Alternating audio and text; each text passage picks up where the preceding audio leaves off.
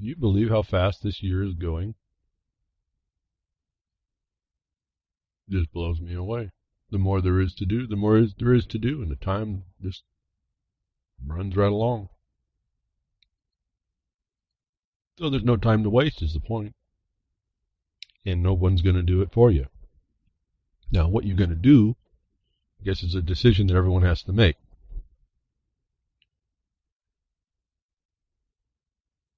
And I pause.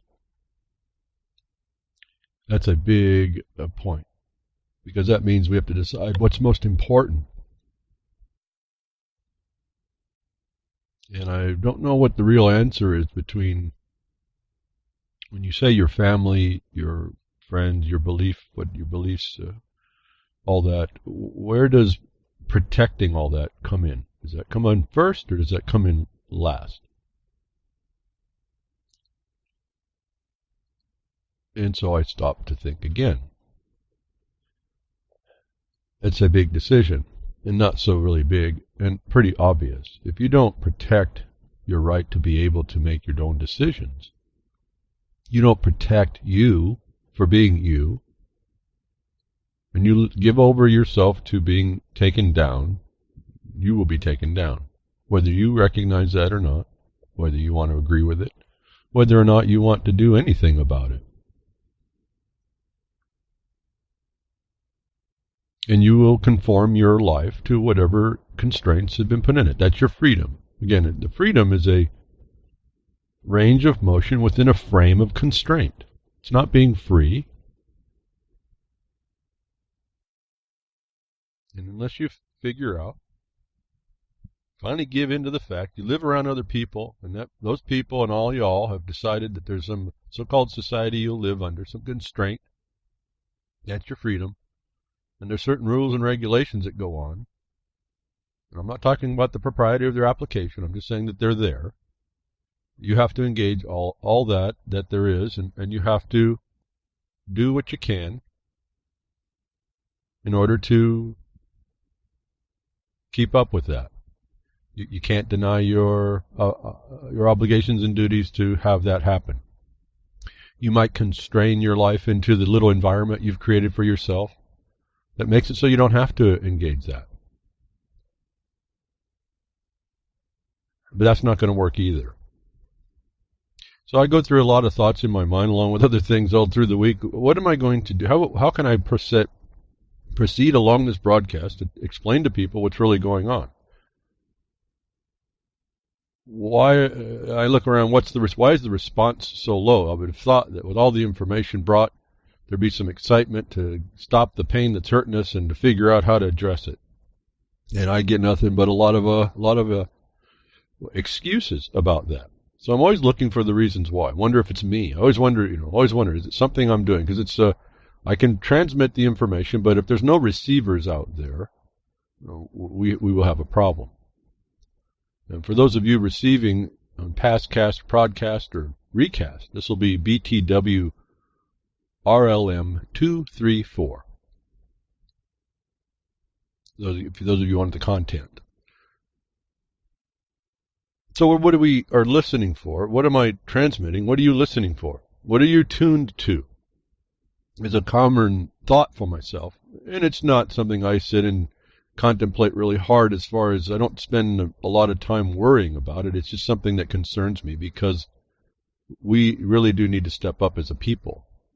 And I guess my other thought is, because this time goes on and I look around and most people, more and more people are getting hurt in ways, lots of different ways now. It's like the restraints are off on government. And we can talk about that, but there's a way to start to engage it.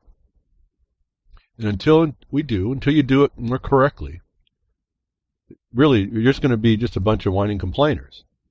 And that's not going to help anybody. It doesn't help anybody. It won't ever help anybody. So I'm looking to see, was it me? Is it what I'm saying? Is it how I'm saying it? Is it who's tuned into what? Maybe it's, we hear about the breads and circuses. I'm just not breads and circuses. I'm astonished at how many people, we were talking about last night, I made some comments in the RLM chat about the social networking. I'm just not in connection with all that. I just don't understand some of it. It's not very social for being social. And then it's really constrained. It's not something that not something I guess I get wrapped around. I don't know I don't engage, I don't understand it, I don't do well.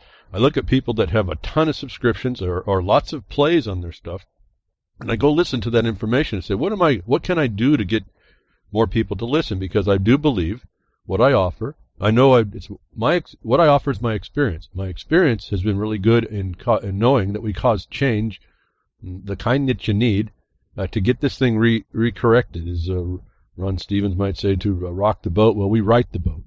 We move the ship of state to where it's supposed to be, and we start to see it actually does work a whole lot better. It actually works a whole lot smoother, and there is a peace that comes about. Everything, as I tell you, that is my experience that I try to convey to you. That I would have thought people would have gone on, grabbed on to try in their own way to do that and example that to others. That I just don't see it. I don't see it in social networking. I don't see it in all kinds of places. Like being on minds.com, trying to figure out, okay, I got these bonus points I've been trying to collect in order to boost my content. I got to sell it, I guess. I made it, but no one really shows up. And that's not true. There are some people showing up. So I'm thanking all of you that are listening, despite the low subscriptions. If subscriptions is what it's about in viewership, well, I need some more. Why I have very, very low, and other people's content I listen to is useless to everybody. Has just greater numbers. It's really, I don't know what it is. It's just an observation I can't quite get. I don't understand it. So again, before I move on too far into the whiny part of this, for the content that I provide to people that I know we use to great effect, notwithstanding anybody else's disagreements. Thank you for all of you that have been promoting the broadcast. Those of you on minds.com that give me I don't even know what they're called now. I don't get that close. It's a repost, a reminder for everybody. Anybody that's on BitChute, passing that around, thank you. Anybody that's in Twitter, thank you. All you folks that are doing that, anybody in the chats, thank you very much for promoting the information. I don't, again, this is not for me. This is not to be, I get thousands and thousands of listens. I know it's going to take thousands and thousands, and a small percentage of you will use that. And that, I know that small percentage can make the difference. That's why it's important to me. You're making a difference for you. And in that regard, you're making a difference for all of us. Because what we're looking at is not really cool at all, notwithstanding everything else you might have a thought about. And so that's the reason why the numbers, it's not really a popularity thing for me. It's about, there's just it's just the same thing marketing works. There's just so many people that will actually engage. Well, this week, and I get off on tab, I'll get back to my tab here. I may have found out exactly, there's now a study, if we can trust these studies, about why some of y'all, most everybody, will not interest yourself with quality stuff, actually. You'd rather gravitate to the breads and circuses. You'd rather gravitate to people that are giving you sensational ideas, or give you things that make you yell at yourself or yell at your TV screen. And I'm not immune at all this, but I just realized at some point you got to put a damper and a limit on some of it and move on to the things that will help you. Put some time into those. But there may be a reason why, and a legitimate point to be made, and just another reality. Because those of you that are taking notes of what I say and actually start to turn around and apply it, you're realizing, as I see some of the emails as we work through problems here and there, just question responses, that you realize that there's people, they don't have a clue. Here's the law. You read the statutes everyone wants to condemn. It's right there. It tells you exactly what's supposed to happen. And you look and say, well, that's pretty good. And you start to apply it, and you go, yeah, that does work pretty good when you can hold their feet to the fire. It's the problem is that first of all, you had to hold their feet to the fire. And the problem is, did you know how to do that? And when it comes to the ultimate, they're going to drag their feet. They're going to dig their heels in the ground. Do you know the higher level of remedies that you need? And that now turns on the second point of what I found out this week in a little article that says only 25% of Americans know all three branches of U.S. government. Again, I just get to the point. I just read the study caption. I read to see how close the information is in the content, and that's good enough. I can read the titles. I can read the captions to all these titles, the titles to all these stories, and that's all you need to really know. 25% Americans know all three branches. Only 25%. Now, this speaks to a whole lot of things. I won't even get involved. I don't think I need to.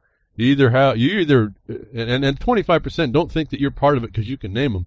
There's a whole lot of problems behind if that's all you can do is name the branches, you're still in trouble, and that's my problem. That's where I'll take you to task even there. You know the three branches of government? Does that mean that you know how to effect remedies within the constraints of that establishment? When it comes against you, do you know the other provisions that establish that government, the constraints on it? Do you know how to affect them? Do you even know what they are?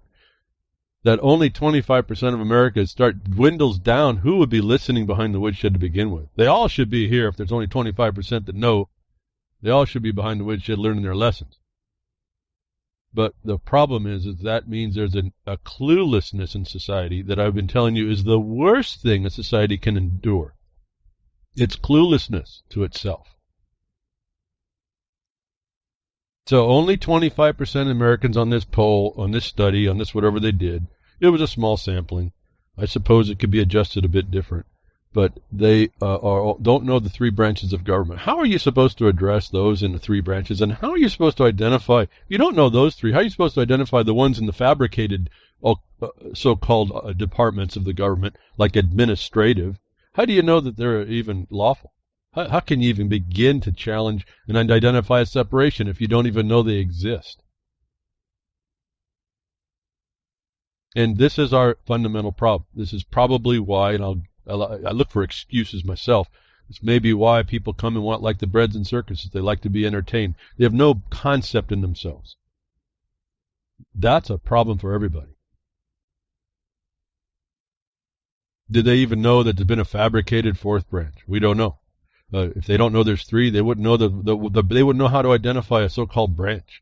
And then that's a misnomer as well.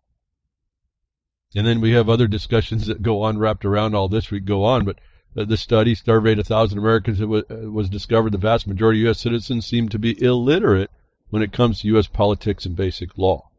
Basic law. You think they want to come behind the woodshed, learn all the stuff they don't know? Probably not. Do they have to? Should they? Absolutely, because this was the republic if we could keep it. We're told and admonished about that. And if you don't know that, you are then giving over to those that do know about that. And worse, the ones that know about that but know how to get around it, at least to your perception. It's that perception that I kill. See, we don't cotton all that nonsense, getting around this stuff.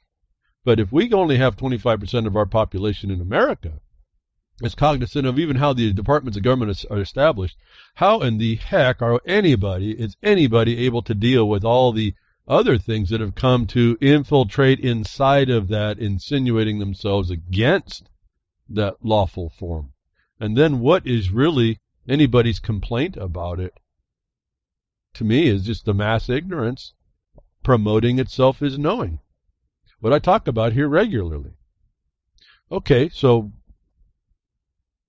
I could go through, I'm not going to read, just the whole point, this conceptual thing for me is really killing us. If we don't have more people than 25%, how are we supposed to keep a republic? What's the mass? Thomas Jefferson said what? We had to keep the educated people. They're not educated, and they're planned not to be educated, as I can show you, as you can understand. Educate and inform the whole mass of the people. They are the only sure reliance for the preservation of our liberty. A long time ago, I figured out you learn to read these as what the people that were going to come to take you down will target. And now we see the evidence of it in this study. Now, if only 25% of you can name the branches, what about the fact of their implementation? How do you stop them? What's your remedies? I hear lots of people that research the Constitution. They know all about the Constitution. They impose their understanding about the Constitution on the world they see, not realizing it's not even that world, but they're supposed to be that way. Not one knows how to establish a remedy to assert, at least make a record and a public record of the failure.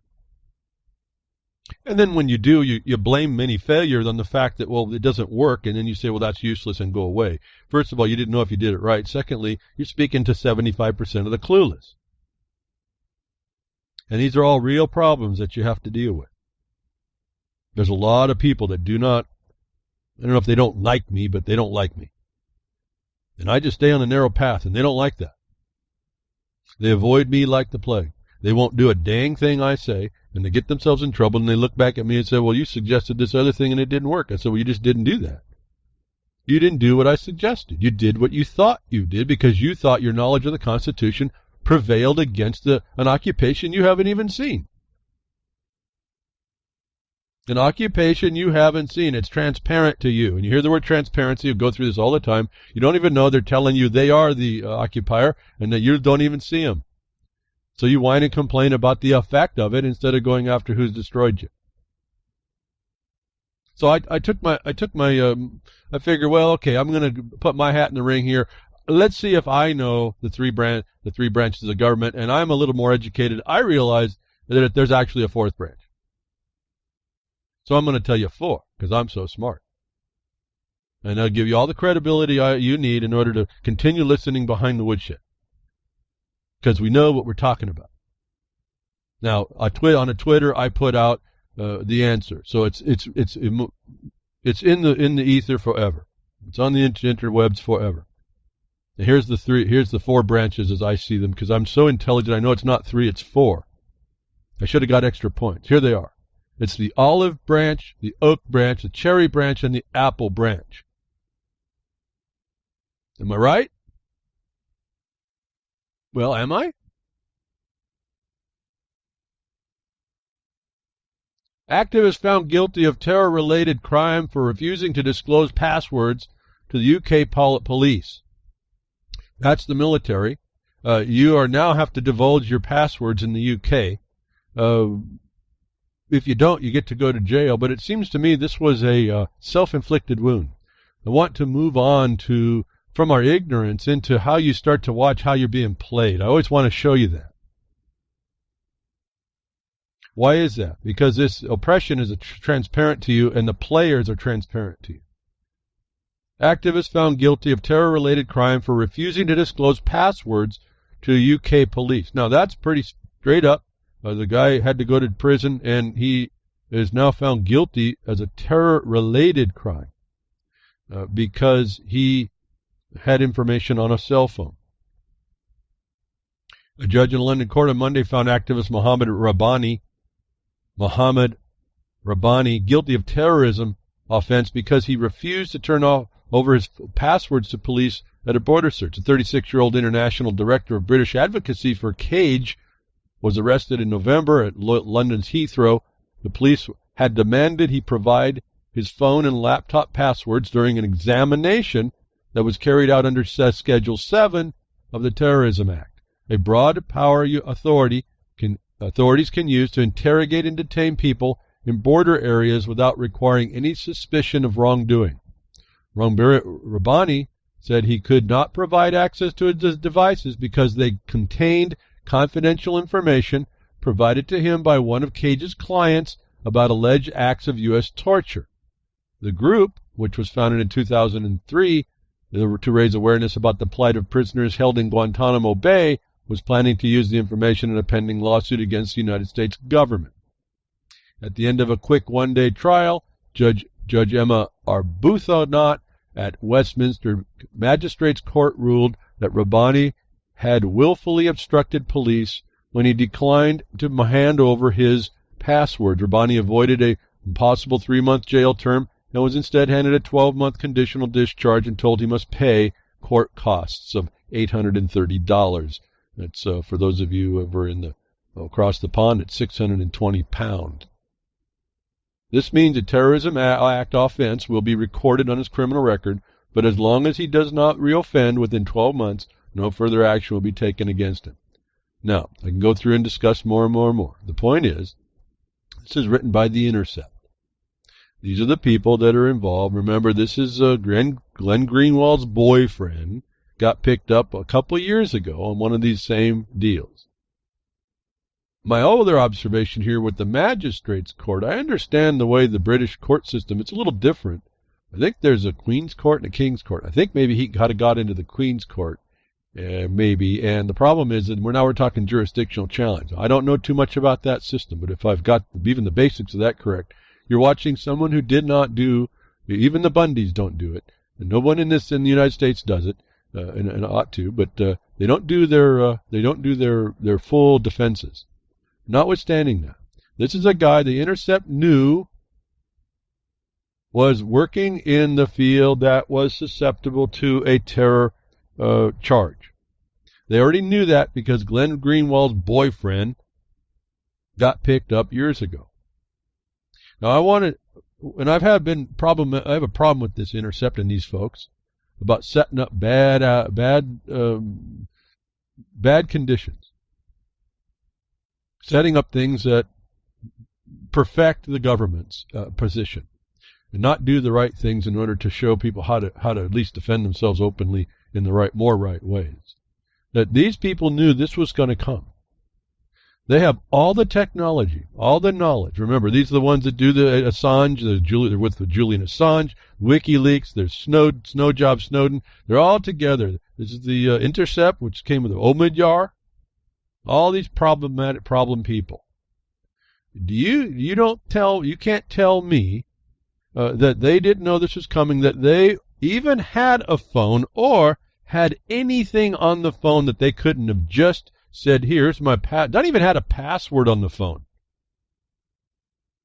Or if they really wanted to do something, have a password on the phone that had nothing on it to show that the government does this wrong, to make the point. Why did they go through that issue today with cloud computing? Why did they have anything on this phone that he would have to give a password for it?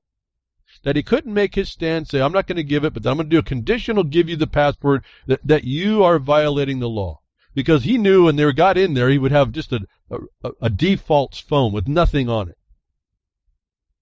Why didn't he set them up? Why did they walk into this thing knowing full well they were going to be susceptible, that they now have a terror charge for not giving? They've given the government authority now to have a terror charge for not giving a password. Is my problem with this whole thing. It's not even that it even happened. It's that it sounds like it's a setup. At the end of the report, that says they're considering doing an appeal. My view on that was you're only considering doing appeal. This is an impossibility at law. You have three exemptions. I think he used two of them. They weren't good enough, and you're not going to appeal this case. Has all the earmarks of a setup to create the so-called precedent, because no one else is smart enough to figure out how to destroy that precedent. It creates a precedent that will now demand and be the example for everyone around the world as this thing ripples out about what the government can do regarding your free speech, your privacy, your ability to defend yourself, your capacity to address their affront, all these things and more. Why did they walk into this situation? If you listened behind the woodshed and you knew this was the fact, and you hadn't engaged the administration of that before, as I tell you to do for TSA, on the administrative side, and you didn't want to go that way, why would you walk into this jurisdiction with anything on your phone, actually? Why wouldn't you clean the phone up, mount it up to a cloud system, and walk through that airport with nothing on your phone? Why wouldn't you set the government up, knowing they would do that to you, to show how they are violating law? Why wouldn't you make these examples that are so easy to do? They had all the capacity. Why would you go this way if you weren't part of the system? If you weren't part of the other plan that sets up precedent against you, you the people, the 75% that are clueless to this all and don't care anyway? But what about the rest of the 25%? What about the 1.0000001 that might know what to do with all that information if you are part of the 25% that merely knows the three branches? And my answer about the four branches, why are you still listening? I hope so, because I hope you know it's tongue-in-cheek. Now, most of you that are 25%, more beyond the 25% that didn't know I was wrong. I wasn't wrong. but I wasn't right. Why would they set this up against us, folks? Unless they were players. So my whole problem with this is, as I've tried to tell you, and again, here's an object lesson, folks. If you know, and why wouldn't you? This is almost like a game in my mind at this point. If I knew, and this is, well, I don't have a phone, so it doesn't really matter. It won't happen. I don't have a laptop. That ain't going to happen either. So I'm not going to be in the position to have to really concern myself about it. But those of you that do these kinds of trips and look forward into the future, you know you're going to be messed with. Why don't you set it up? Why aren't these people set? They have all the money to do so, to set this up. Why wouldn't you set these people up and just to show, just put the egg all over their face? Just embarrass them beyond all measure. Why wouldn't you do that? If I knew that this is what's going to happen, that's exactly what I'd be doing. For as much as I don't think I'd like cloud storage, if I had the ability to do a cloud storage that was secure, or even your own private server, set up your own private server so you can get your stuff off into your own server at your home or somebody else's third-party protected place. You would offload everything on your phone and then wipe it and then reinstall a default system with really nothing on it. Why wouldn't you go through that and then set them up? Why wouldn't you do that? Is what I'm asking you to do in all these cases.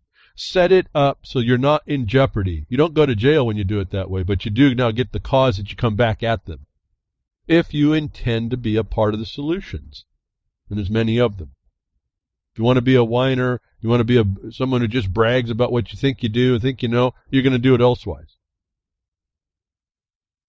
But why aren't we doing what we need to do to protect ourselves against this sort of this transparent tyranny is what it ends up being. With players that we all look and espouse, we put all these people on a pedestal, and they're setting us up. And if they're not setting us up, they're too stupid to be followed as into people that we should be respecting for their knowledge. They truly are too stupid to be interested in. We should be interested in. Why don't we look at it from that perspective? And if they're too stupid to this whole thing, playing off that they're not, what's wrong with us? So we got a whole lot more, if 75% of the Americans are clueless, and I would have to say that maybe the number's higher, because I don't think the test is whether or not you can name the three branches, I'll tell you that. I guess that's my other problem. But if most people are in that state, and there's only 25% of you that are not, what are we going to do to solve that problem? And why are we continuing, given such a steep mountain to climb here? Why aren't we taking every opportunity, wherever we go, however we go, to out all of this condition without giving ourselves up to it? If I had the guy's ear, he would not have been looking at a criminal charge, at least the way they got it from him. If I was on the intercept, I would have been doing two things. One, keeping my people protected, and two, making a story about it. How do you take these people out? They have the whole forum to do that, folks. They have the following. Why didn't it happen like that? Why does this guy now have on his record this terror-related thing, when he had every opportunity and had every knowledge and had every advice around him that should have said otherwise? Should be something you need to look at. And it should be something that you can see as an example, an object lesson, not to repeat. And this is kind of an obvious big thing back over in Europe, but it's not going to affect you. I'm saying these are this reduced to where you are locally is exactly how it works to take you down or keep you restricted because you don't want to make a wave. You don't want to make the point. You don't want to call out the harm. That gets me on to something I've been working on the last few weeks here. How I'm realizing even people I know that do studies in Constitution and this and that and the other really don't have a clue about what they're up against when they go in to try and figure out well, their complaint is it's not working, and that's the limit of their extension. They see that it's not working. There's no other thought about how to go about protecting or stopping or exposing. And so this is this is a much bigger problem than the 25% that might know. Because all they know is those three branches. They don't know the next thing. And that's a real problem for me. The problem is I see a bunch of people, a whole group of people, fine people in the world are taken down, harmed, and continuously made slaves by these systems, these people who think they're keeping an order which is really just a felony against everybody. And they're doing by methods and by records that you accept every day, that they are, I just made the statements in a equity suit. They are fraudulent records used fraudulently. This is all the record, the digital data, big data thing that's going on around you in your life today, which you're not immune from. We found in the Equifax problem. They just make you up to be a consumer and have a record on you, whether you use it or not. This happens in almost every sector of society, from every point of government, every point. So why did these people go and do this to get this charge when they had every opportunity to make, and every resource to make the outcome different? Tells me these people, again, it's another evidence that I have to put them in the bad guy side, folks. And I have to then use the bad guy side to tell me, they show me how I needed to do it different. And I'm here behind the Woodshed to tell you, I just gave you the basic example of how you could have done it different, and I'm saying you need to start doing it different. Not because you're walking through an airport, because you might just be walking down to your local county and having a problem with their next letter to you. That you don't walk in. When I say you can walk up, we have the understanding of how to do things without jeopardy to us, is I guess the object lesson here. That scared off a lot of people. You don't understand that. You're like the 25%. You're not the 25% that know. You're the 75% that don't know. You can do things. There is the remedies that you don't have to jeopardize yourself and get beat up like we had before, because we just thought, well, everyone's following the Constitution. They're not. You hear they had 3 exemptions in this one. The police could care less. The military could care less. And those people knew that and walked into that point thinking those exemptions were enough, when they weren't enough for them before. It's an insanity. And you can choose to accept that insanity and follow it like it has something to tell you and waste your time with it all. Or you can say, wow, okay, so they're players. They did it wrong. I see now we can do it better, and I'm going to have to adopt those things that do better so that I can be the guy or the gal that makes an example to those that just can't see. And they can't see because they've been educated to not see. So the education still becomes back and be a problem. Now, inside of that, they also have knowledge that, and somehow this doesn't rise to the surface. All this, another thing occurred to me, was that there's this technology we're finding out that there's people that write programs, and the NSA has programs, the CIA has programs, and private parties have programs that they sell to governments in order to use for the governments to get inside your programs, inside your computers, and have surveillance. I find really absent in that these people like Intercept, Greenwald, Snowjob, Assange, they all know this is there. But there was no backup. There was no discussion that they didn't need the password. It's pretty phenomenal to me. Well, these people know they have the secret knowledge that they are immune from this backdoors that should have been in everything. And here's how easy that was. Why didn't we hear about that problem? Why didn't we hear the big deal about like what the FBI did, having to go to it was said an Israeli company that breaks into iPhones? Why didn't that government do that to break in if that's what they had to do? There's so much wrong with these things on their face, given that there is programs out there that they don't even need your password, it seems. Right?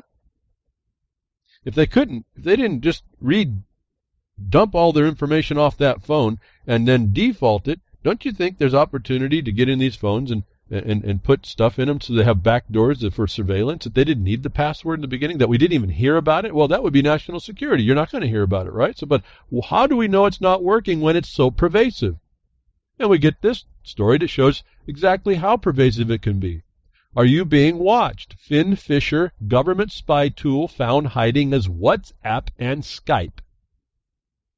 It's also in the VLC player and others. There's almost an unlimited amount of programs that this thing can be tagged onto. Now, I wanted to say, well, see, that's why I don't use Skype, but it has nothing to do with Skype. It has to do with taking another program and attaching it onto any program, and it becomes essentially a Trojan, if you will.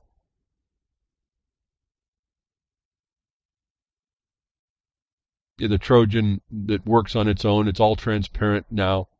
Why aren't these things being recognized as is probably just because they are being worked against you, and that's why it doesn't make that other story. That you have no real. I can't see how you have any protection about this. These are just these are data loggers. These are completely data loggers, whether it's from your webcam or your keystrokes, microphones. They're attached through a subject, a compromised ISP or one that was set up to do so, to add a program with. That's transparent to most checkers onto your programs you download from the internet, from trusted spaces, because it's going through a man in the middle. It's a man in the middle attack. The man in the middle, the device in the middle of your transmission, is what's got the problem. Now, I was happy in a way. I mean, I always destroy. Can't handle what Microsoft is and what they become. Maybe what they become to our awareness. But it said in the report that Microsoft Defender already checks for this, and so I was a little pleased to hear that they were on the job. At least Microsoft tried something there. That was a third party that was not within their group of surveilled persons, and so they are already on the scene. At least they tell us, and this is the other point. At least they tell us that Microsoft Defender already checks it.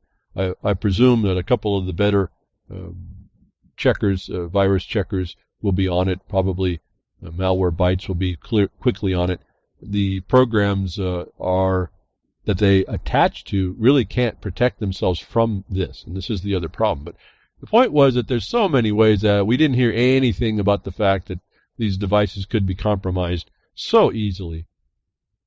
That isn't even a part of the prior story, which lends me to believe that the Intercept and their people and their reporters, as it looked like they in a story just recently, they're in on it, folks. They're in on it.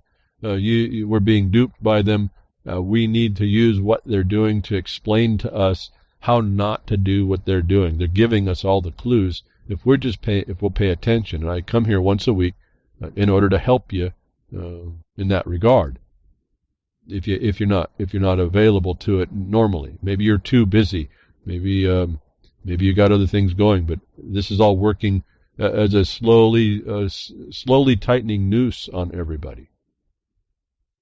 And so I suppose, as my thought seems to work, if we're aware of it, we have more opportunity to avoid it. And this is I think going to be one of the big secrets, open secret. Just avoid it. Learn how to avoid. Do not engage these things that are gave to you. That included that Republic, it seems. It's all set up, it seems. We're just now coming 100-something years to it, 170, 80 years later, we're now coming to the fact of the setup.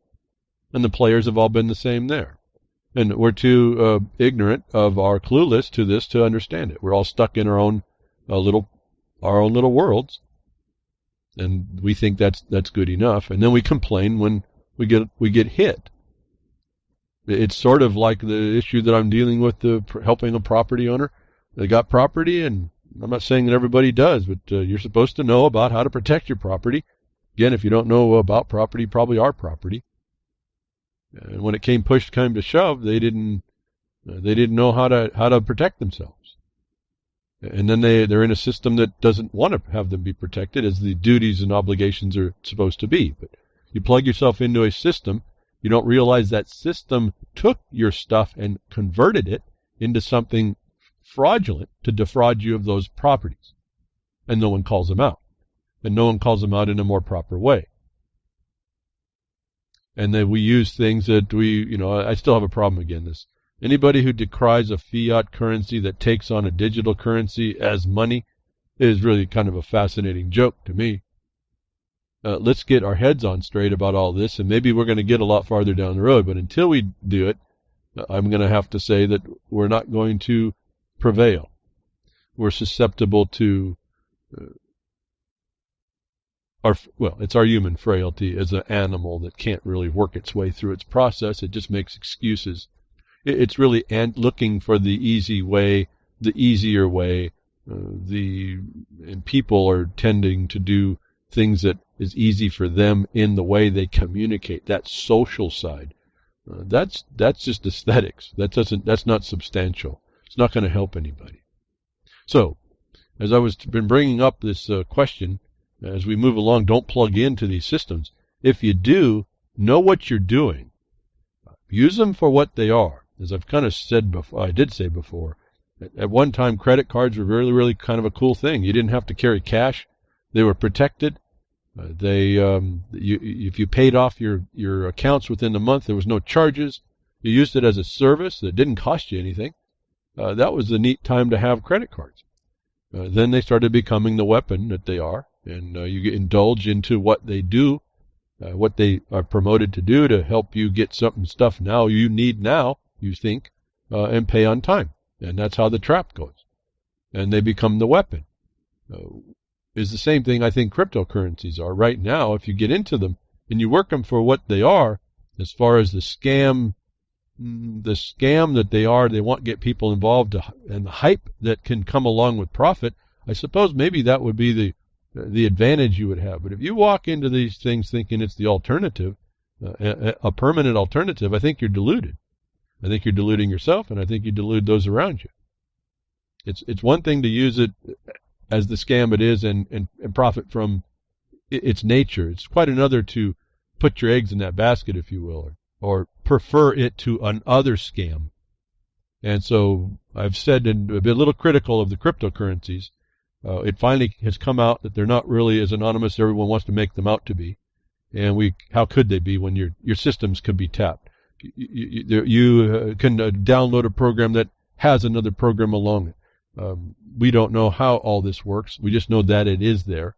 But it now comes out, and I told you that there was this shift going on, that the government was going to move into cashless, and that crypto made that possible. It really is a neat technology. It's the same to me. It's the same idea, only even more convenient at some level, given you have the support technology, the support electronics to do it.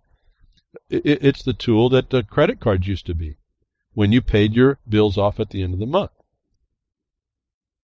Now, they still could track what you did, but my point was the convenience at the time. You're not putting yourself into a hole. You're using it as a tool. It was when at the same time I was doing the business of business. I was tried quite a bit of flying around, promoting a hotel refinishing company that we had upcoming and going. And there was quite a bit of expenses. Those credit cards came in real handy. I never went into debt. At the end of the month, we paid it all. I paid it all off, and I was able to. I say we, but it was I. I was able to use it as a tool. I never had to have so much cash around me with all the places I had to go, and that was really convenient. So cryptocurrencies, I think, is doing the same function, but they have the same trap. And they're even worse because it goes into another cashless condition. And I said the governments aren't going to like, I think as Ron Paul said, the government, or had a little plaque on his desk, the governments don't like competition. I said, so watch out. When the governments are going to be bringing in this cryptocurrency technology, the blockchain, they're going to be using it. And I brought up a couple of examples of how that's coming on, how they attach it to your property as well. It's in the world now. It's understood that can happen. The implementation takes a little bit longer, but we're understanding it all. So here's this week, as we talk about this problem, the shift from cash to cashless and going digital, and that means you're going to have to be hooked on. You're going to have to be hooked in somehow. Governments are testing their own cryptocurrencies.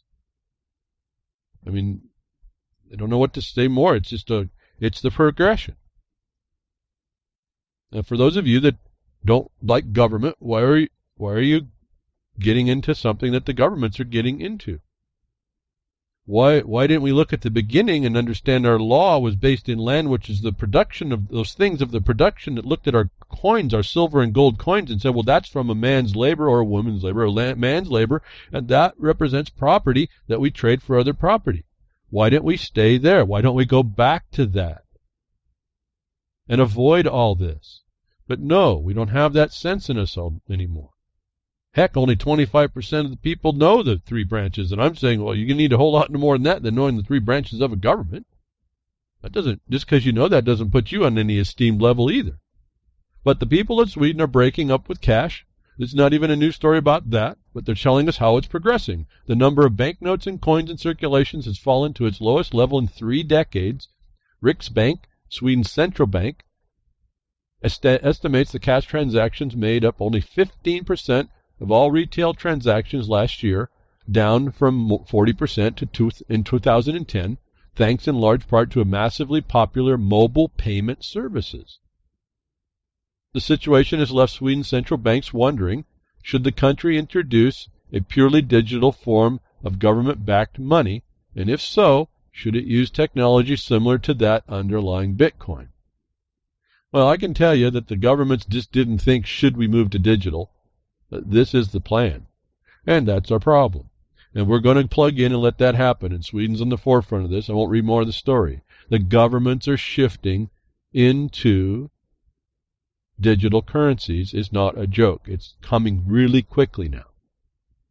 Now, if you're on the other hand and you're dealing in the fiat printed, you better not go to Vietnam and mess around with this. And I can't wait, maybe in a way, to hear Grammy Mary deal with this one. Here's the lead title of this: Vietnam sentences banker to death for massive dong grab. I'll leave that there and move on to the next story, so I keep this from going X-rated. The death penalty for ex-head of Vietnam Bank was the title from the BBC. They toned it way down. You don't want to go over there in Vietnam and do any kind of massive dong grab. That will get you killed. The former head of a major Vietnamese bank was sentenced to death for his role in a fraud case involving $millions of illegal loans.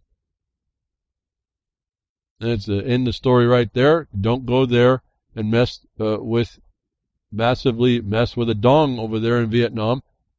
It'll get you killed. They don't like you competing with their fiat currencies there either. And so this is one of the things they use that they'll be using as a reason why they're going to digital as well. All in the same week. Don't mess with the Vietnam's dong. Japanese banks are planning to launch J-Coin, a digital currency meant to kill off cash. So you don't mess with the dong, and you're going to be moved into digital currency. Japan's doing it. Japan was the first to identify and accept Bitcoin as a medium. Again, this is just a medium. Don't lose sight of how tenuous this really ends up being for everybody. The governments are moving where China has set it up, as the World Bank has agreed for China to do. And I've talked about this in the last broadcasts, so you can go back and listen if you want, or just go do the basic research on the progression of this. And off of Cryptagon, and then going to Reuters, chaos and hackers stalk investors on cryptocurrency exchanges. This is, again, telling us all at the same time, these things are vulnerable. Now, again, let's go back to that other broad program now that attaches itself to the programs you have. It's called FinFisher. Actually, I thought Fin. Isn't Fin in Europe in some place? Isn't that a currency or some slang for a currency? Anyway, maybe not. Currency hackers stalk investors. How are you going to be protected when you have programs that will get into your system and copy off what you're doing or watch what you do in your digital currency future? Should be very concerning to you. What they're talking about here is chaos and hackers stalk investors on the currency exchanges. The guy at Cryptagon says he uses Bitcoin as that tool I was telling you. He puts his money in, does the exchange, and gets them out of the exchange. So, but if you don't do that, you're susceptible to a third party, like a bank, being hacked. It's happened 3 times in a major way. So you then, again, like people who don't know their property, don't know the remedies, you don't know what can attack you, you don't know how fast you can lose your stuff, is the same type of condition that happens under this legalization of the cryptocurrency that's being adopted by governments around the world.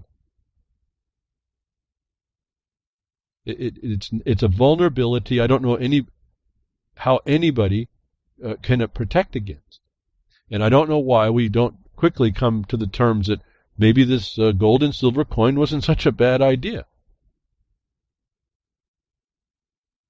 It certainly beats this fiat debt system. Do you think that the blockchain developed by governments, and remember, China just outlawed everything else that wasn't what they're putting together. Now, there may be people that want a chance using some anonymity process and program to get around that great firewall. But I don't know. Do you want to be the guy that's found out to be like they found in Vietnam? You want to mess with Vietnam's dong, that's for sure. It means death. And this is what they're telegraphing. This is what's coming down. This is how serious it's going to get. This will be like counterfeiting. They already put it into hiding as money laundering. So you have to be cognizant of the realm you're walking into. And they call this the virtual realm. I really always dislike that term. But there it is. People accept that part. You walk into this thing that you're not controlling. I guess it's, what can I say to you?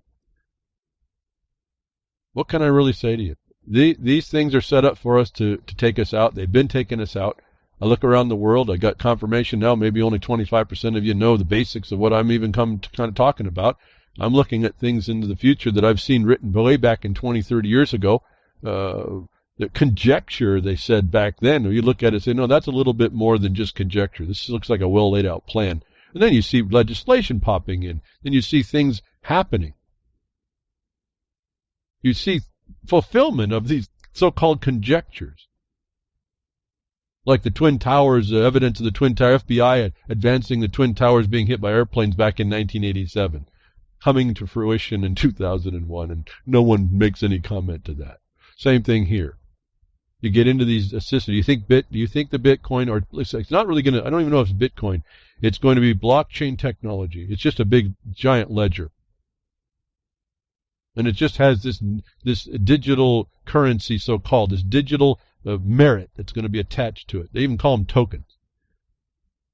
It's like going to some carnival. But do you think it's not going to be in the debt slave system?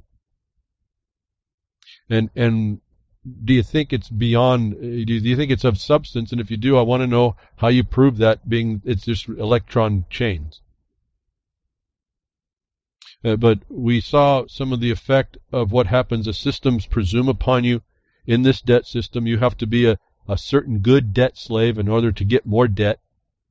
And if you're not, you don't get it. This is part of the big little secret that went on. I think this moving now into your digital world and your digital credit line. It'll be your digital cryptocurrency credit line, and a whole lot of things will be tied to this. And it already is, actually. If you don't understand how this comes and gets melded together, I want to revisit the condition over there at Equifax. Remember, this is all going to be, again, joined together. The debt slave industry frets over impact of mass credit freezes. And I want to return to this because this kind of joins up with what I was saying before about the fraud that the Equifax company was putting on giving you a service check for your credit rating for a year, and yet you were signing away your ability to sue them. The inside that story was the answer and the need for the ability to you finally cutting the ties with this system. They've actually handed you the reason why you should and the ability. Within their system, there's a thing called the credit freeze. I've reported about this before. I said you really ought to opt for that. It means you won't have a credit rating you can rely on. Apparently you can remove it, but it takes quite a few days. So the immediacy of your use of the credit is now is not available to you, and that's the thing that terrifies the bankers. That see, they work on your consumer consumption by your impulse. It's like impulse buying. That's what you're a consumer about. That this story through Equifax reminds us there's another world outside of the bank system that terrifies that system. Credit freezes on your account terrifies that system. Now it's coming out that because of what happened at Equifax, people are adopting that answer. It's a credit freeze. What the industry now is trying to do is persuade you to not use credit freezes because it destroys their system. They also admit in this story that it wasn't just 143 million Americans, which I told you at the time couldn't be. It was every consumer they've constructed. Anybody who's ever done anything in the system was in their system. But it also extended over to Canadian and British consumers. All are also been sucked into this big system, big sucking debt sound, the big stinking abyss of debt. You're all in it. You all have a name and number, and you all have a score, and you're all in it for the advancement of the banking system. That's what you've plugged into. This credit freeze terrifies these people because it allows you to back off. It gives you a time not to be such the impulsive consumer. You have to look around and actually look at how you're going to do things.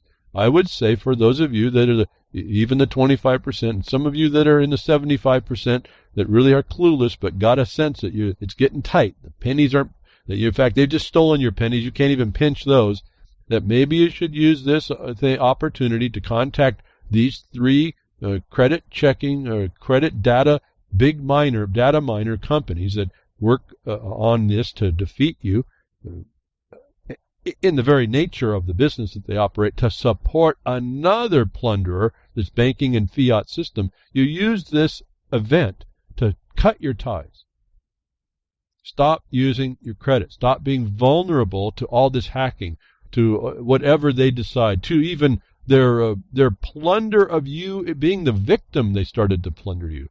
Stop keeping this association with these people. Use this fact. I wanted the story here for me was to remind you, instead of being so obtuse about it, tell them you want to put your credit in freeze, you want to shut it down, and then don't go back to it, folks. Get it out of it right now. We're going into a time you need to start pulling yourself out of all digital frameworks. The constraint within that framework will be a freedom. And it's not a freedom that you're going to like because the constraint's going to be down to an electron, the power of which they can flick a switch to turn on and turn off. So, again, I'm back to that's just about as fickle as the fiat system that everybody wants to decry, and yet they'll jump onto this system that's a digital system that's even worse and think that's okay. At some point, I guess, if I was young, I can think back if on my time, if this, when I was younger and had a mind for it, I suppose this would be a great game. This blockchain would be a great game to play. And it would be a great thing to see how so-called wealthy I could be. How could I use this system of how this thing works and the escalations of interest and the speculations? It's essentially just a Wall Street, right? The speculating on the Wall Street.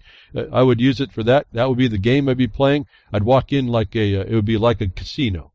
Only this is on the upswing of the casino, so you'd have a better chance of winning. A lot better chance of winning. In fact, any of you that are working on Bitcoin would know that. So to play it beyond that, I don't think so. I think to think this is going somewhere to support it and be supportive of it is a very dangerous, it's a very short-sighted at least problem.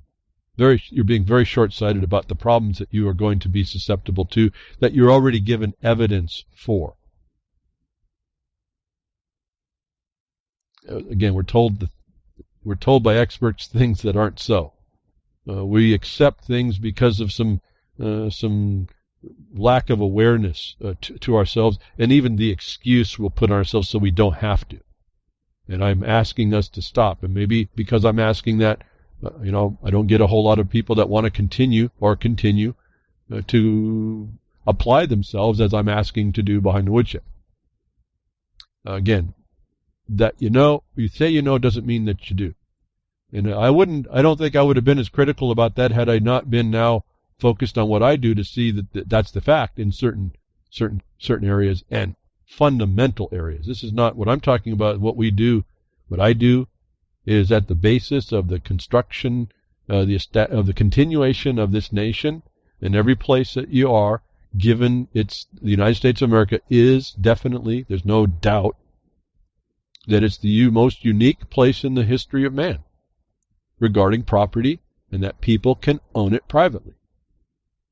And if you don't, and we don't, understand how to protect that, we're no different than any other nation that's been that had their property stolen from them by any number of invasions. And your property is tied to your money. If you don't know that, that's why I talked about the gold and silver comes from the soil based on someone's livelihood to produce it for you, and it has an equality across the other things that are made and produced in that way.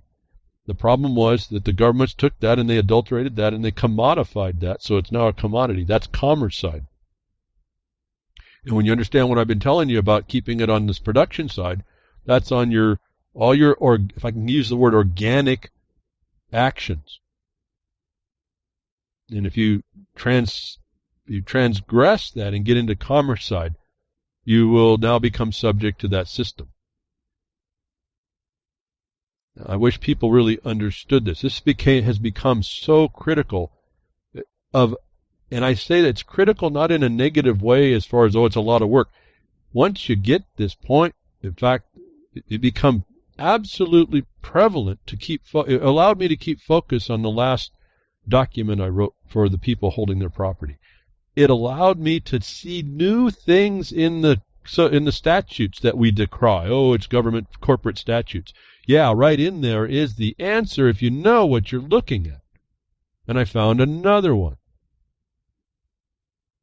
I found a way to show. It's just the way you start looking at things. I'd seen it before. It's not something I hadn't read before. In fact, it's one of the main sections because it has to do with administrative law. In the state, it's the administrative law, administrative procedures laws of every state, essentially they have to be really essentially adopting the federal. And if you look close, you'll see that it's all federal, but it's commerce side. That within there is limitations. The law, the statute, the corporate statute's correct, but none of us understand that. That I went and re-looked at it with new eyes, focused on a particular point. As I tell you, if you don't do what I'm telling you to do, you'll never be, if I can say, blessed with an awareness to see the things that you'll find when you do that you can't when you don't. That within the administrative rules, I now have been able to see just bright. It's the bright beacon of the limitation of the administrative function of all state, even federal. And I only was able to see it because I'm holding fast with all my life and all my energy the idea that the United States has a distinction between its production, disposal laws in land and the commerce that it is eventually regulated by both federal and state. And let me remind you, commerce regulation, at least interstate, which is really diminished when the wheat case came up and they said it doesn't matter, the farmer on his land eating wheat affects commerce. That was a fraud, but that's what we live with at this point. They pretty well diminished the distinction intra and interstate. But remember, Congress regulates commerce.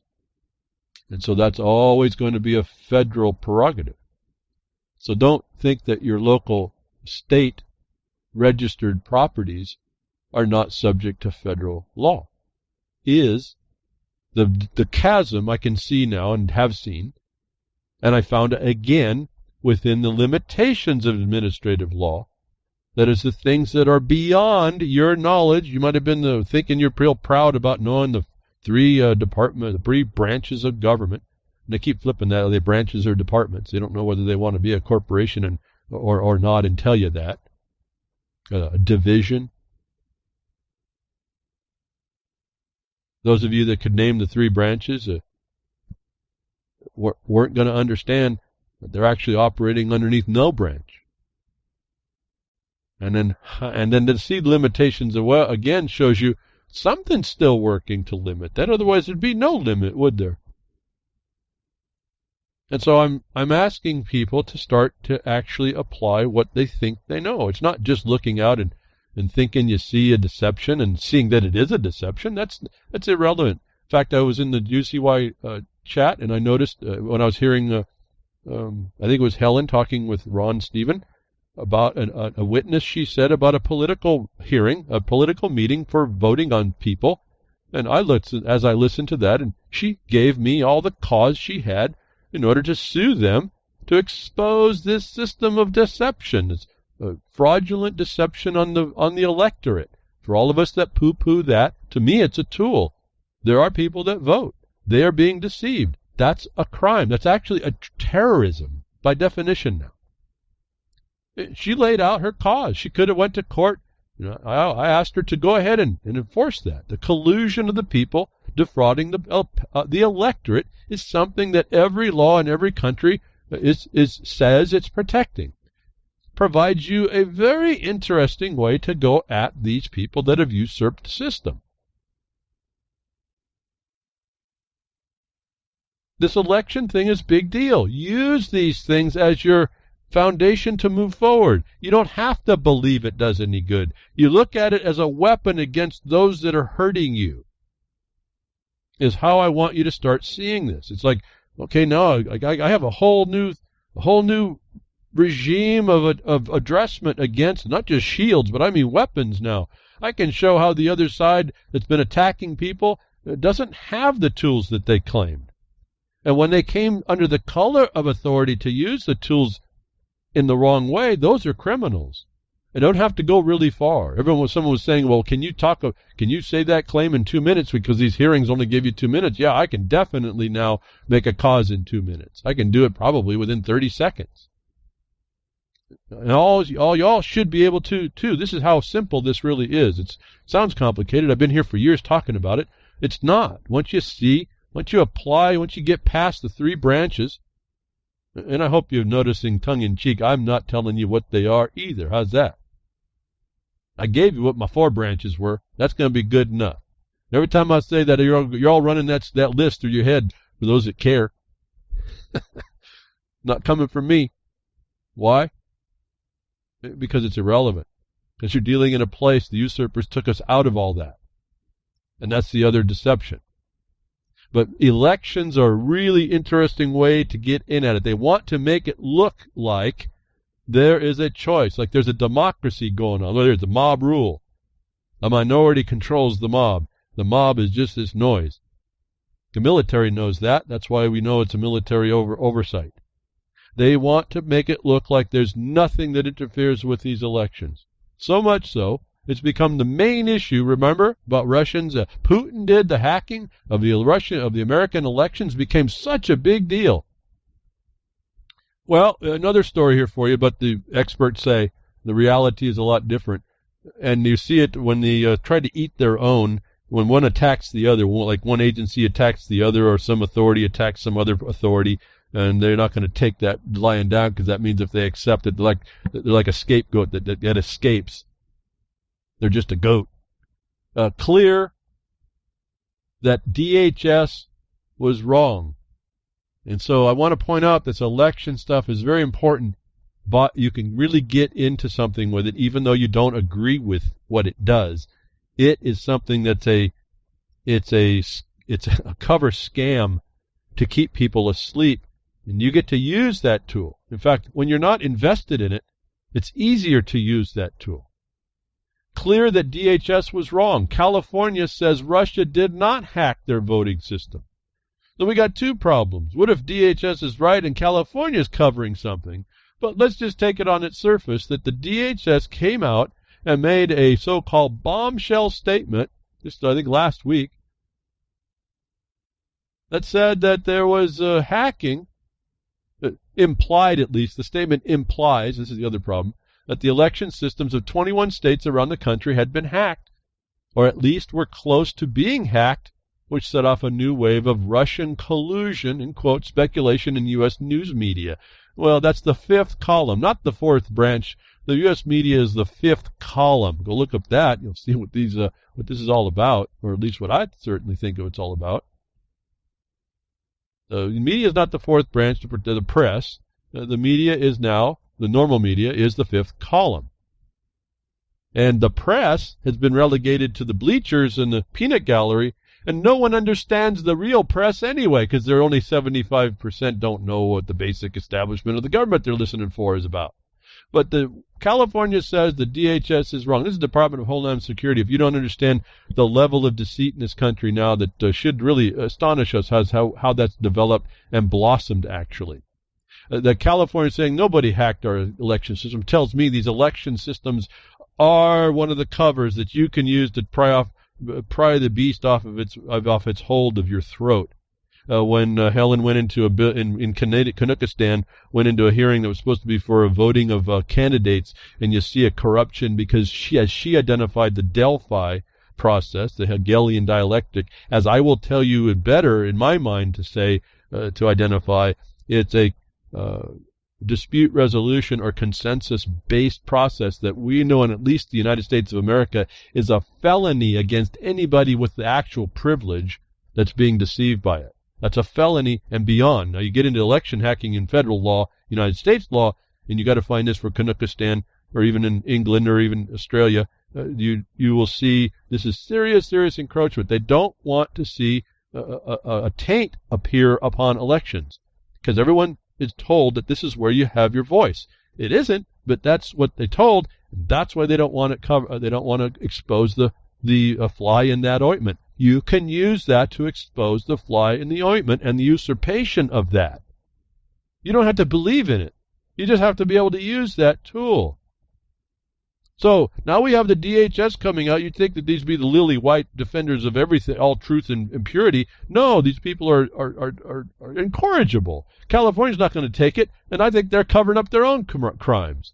But here we see them eating their own, and we can see how important these things are to try and keep the cover of democracy, this cover of correctness unbroken. We can use that. A following story, yet another major Russian story falls apart. Is skepticism permissible yet? Well, I don't know. I mean, you don't have to be skeptical. This was a lie. This was a deceit that was created by the people in government, and this is being used to try and throw one group of people in a regime that's controlling out by another that lost control, and they're blaming a third party we don't even know now what the point about Russia is. Certainly they must be messing around like any government. China must be, North Korea must be. In fact, I heard North Korea is getting into Bitcoin. They're taking all that coal they can't sell to everybody, and they're putting into generators, power generation, and they're running computers now to mine Bitcoin so they can make lots of money on this escalation of Bitcoin. And that's how that's how Korea is going to take out, they're going to create their wealth. They're using the system for what its scam it is. They're taking advantage of the correct side of it.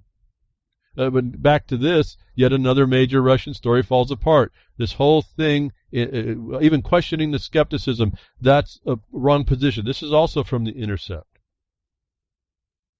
We should be beyond even being skeptical. This is now the probable cause to believe there's major treason going on in a government. What is your expectation of justice underneath all this umbrella of crime? Is the amount of work we have. But the amount of work we have has pointers to say, okay, what's the Achilles heel to these things? We need to hit the Achilles heel. And by hitting the Achilles heel, we're also not going to come into jeopardy. If Helen out there in Kazakhstan looked at what she just said and identified this defrauding of the electorate, she could make an issue with that, and she would be protected by that, actually. Because this is going to be a self-evident truth that she presents as to the defrauding. You're not going to make a question. I've said over and over, you never present a question. Now, there may be a question, but it's really rhetorical. It's the answer. But so that's a very subtle, be careful when you use that tool. But you never create a question. The equity paper that I authored here last week did not present a question. When it did present a question, it was to explain the question of the limit of what the trespasser was. In other words, if it had an authority, the question was placed to the court to decide the limit of that, but could not extend into the jurisdiction of a congressional grant. And the court was duty bound to protect that. I've just taken away the court's independence, haven't I? Because now I've told you also there's a higher obligation and duty that the court's not independent from engaging. It has to regard the congressional grants. It has to regard the congressional prerogative in commerce. It can't attach, or Congress could not attach against its grants. It can't touch production or land. Why are you all allowing tax records and accounts to be created that are in commerce and ad valorem or market attachments when those aren't reservations underneath the grant of the patent, evidence in the patent? Get back to the point here of this. Putin did it. Russia doesn't do anything. The story's coming out, and they're only asking, should we be skeptical? No, this is probable cause evidence beyond a reasonable doubt that the highest people in the United States are scumbags, at least. Did I cuss? Nah. Did I offend anybody? Maybe a little bit.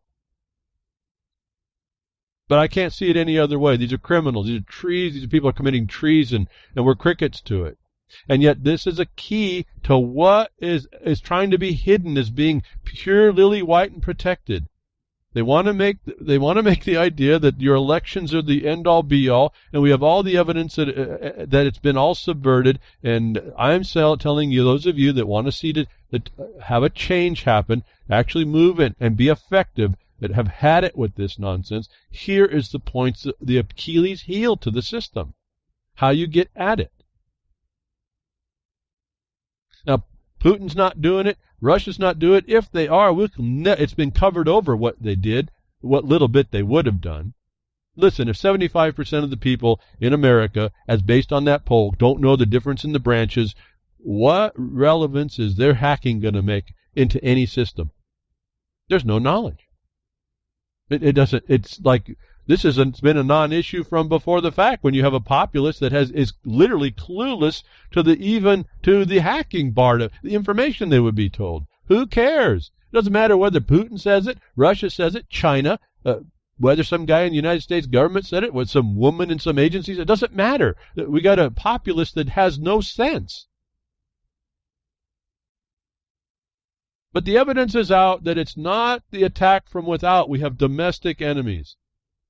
And they're encroaching on this election process, which I'm offering here is the possibility to use as it is the Achilles heel problem. When you can see someone encroaching on it, you attack that encroachment, you will be protected. It's one of those places you can sit and not a question, absolutely should not be touched. And when it is, you've got somebody. Why isn't someone taking advantage of that? Talking about gaming the system. And using the system, it's not using the system, you're outing the system by using the guidelines it was supposed to follow. You don't walk in with a question. You don't walk in with what you think you thought you knew. You walk in with what they're not supposed to do. It's not a question. You have not an opinion of what that is. You can state, and it's really copy and paste. That means you need to know those statutes.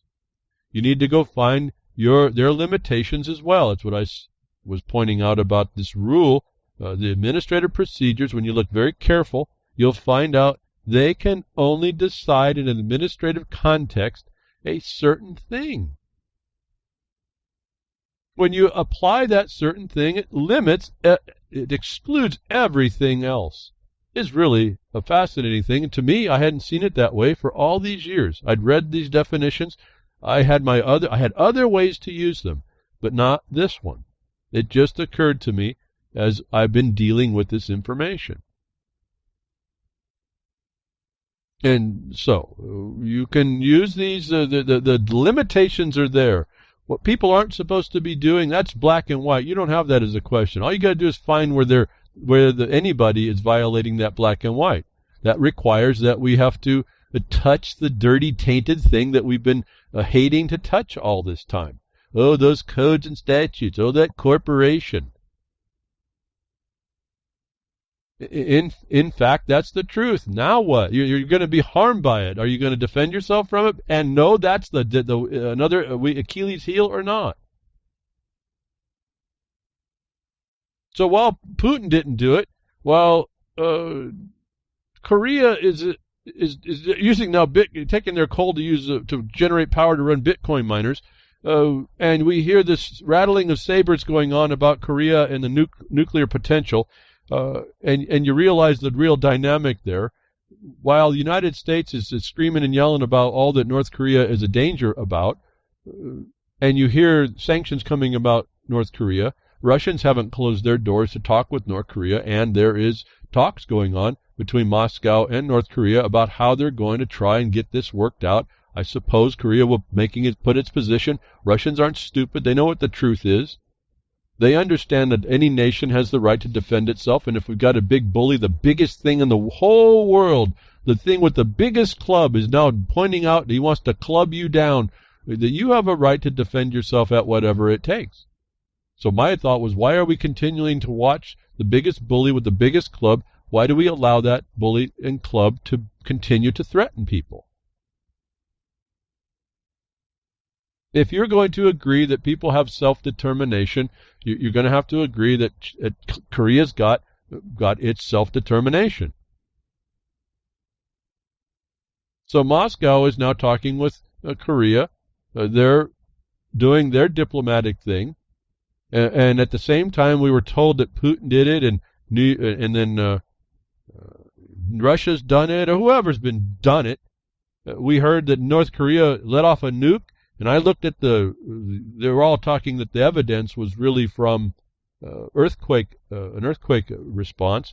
And I looked at that and I said, there's a problem. Up until now, I'm still not so sure about that. Korea came out and agreed that they had let one off, but there's still a problem with the earthquake. That my problem was that the so-called earthquake that was supposed to be caused by an explosion that North Korea did as the big hullabaloo about all this stuff is going on, looked wrong. It was after, it wasn't during. It was in an area that had seen earthquakes before, and there is a condition where the earthquake was too large for it to be caused by an atomic bomb. The seismographs were not of the proper framing and the proper character. They were after time. They were too large compared to the explosion. Even though they came out and admitted they did a nuclear test, there's now a watchdog group that comes out and says North Korea tremors were unlikely man-made. So here we have more people that are screaming and yelling that Korea did it, North Korea did it. They come and say, yeah, we done it. And why wouldn't you? Why wouldn't you take that as a correct, some kind of take advantage of the crisis? Why would you not take advantage as a nation to say, yeah, we done that, we're the cause of that? It would have been an earthquake too massive for that device. That we now have more information that it's very well possible that the seismic events were not the nuclear response. And so here we have, if we're not careful, we're causing a big problem. People taking advantage, with the chicken to the rooster trying to puff its feathers so that it doesn't look vulnerable, and it's going to cause people to make decisions that are going to kill millions of people. When we're not cognizant of that, and we don't take a more prudent approach, which I appreciate Russia in doing, not that I agree with Russia, not that I agree with what they do or their government or anything like that. They don't have the property law of the United States that I see makes us different and better. They don't have any of that at all, and they don't recognize any of that. So when I'm talking about how people are working in the world, it doesn't mean that I'm concurring with their existence and how they run their governments and all that. I'm saying there's a way that we work in the world. There's a way that we're supposed to do stuff so we don't be doing stupid things, and it looks like we're doing stupid things now. Somehow we went away. We went away from reason. And it's part and parcel to a lot of this, the infiltration around the world of the things we've identified that would be what you see infiltrating and imposing global governance. It's at a different level and on different things, but it's the very same insanity that runs the whole operation. And so we got to be very careful. Now, this watchdog could be a liar as well. The point is they bring up the idea and they have an analysis on some objective measurement tools that show that maybe in fact it wasn't a nuke. That they just claim, because why not? Well, by 6.3, we'll claim we did a nuke. We were talking about it anyway. Maybe their understanding of their geology is such they knew there was pressures coming up, that they knew they could utilize that an earthquake would happen. They could say they did a nuke. I don't know. But there's evidence that they didn't do it. The earthquake that you saw over there wasn't man-made. It was a natural process of the earth cracking under your feet. And we were going to blame those people. And we were going to set up all the saber rattling and spending all the money to fly all this expensive hardware around North Korea to scare them some more, instead of having them come over and talk with them and say, okay, listen, we got a real problem with you folks doing what you're doing. We got to come up with some agreement. But we've got to do it in a peaceful manner. That I appreciate Russia taking in the diplomats and talking with them, as much as I appreciate Russia stepping in Syria and helping them on request to help them defend their country against the biggest bully and the brute in the world, called the United States of America, its allies, and its surrogate Israel. If we don't get this handled together, we continue our 75% ignorance, our 25%, actually it's about it's 75% cluelessness, 25% ignorance, because there's very, very few people that know how to affect what the system has to offer that limits that foundational government. And I say that with all due respect to all you all that think you know something, because every day I look out, I see people who don't have a clue, even though they claim to know. These are colleagues of mine, people I've worked with, trying to help them understand, who came to me that said they understand certain things. And there's one thing about learning the Constitution. It's quite a whole different idea on how you affect the things that it was supposed to do in a world that's gone mad. In a world where the people decide they are the one who says what's right and wrong, and to hell with whatever you had a thought about. And this seems to be an insanity that's grown into the country United States that I'm not quite sure how it got so fast. But if this is an indication, if it's an evidence, it's an evidence of how quickly you can lose your mind in a nation due to a very concerted effort to uneducate you or educate you in certain ways.